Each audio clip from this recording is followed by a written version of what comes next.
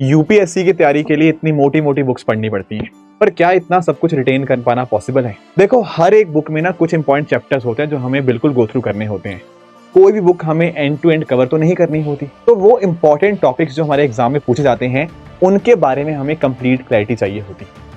Important ये बनता है कि रेलेवेंट पार्ट को हम एक ही बुक से पढ़ें। ऐसा ना करें कि एक ही सब्जेक्ट के लिए 5-5 बुक्स पढ़ें। ध्यान रखना, आपको डिस्ट्रिक्ट कलेक्टर बनना है, ना कि इस तरह से बुक कलेक्टर। इसीलिए इंपॉर्टेंट ये है कि एक ही बुक उठाओ, उसी को आप 5 बार यहाँ पे रिवाइज कर दो।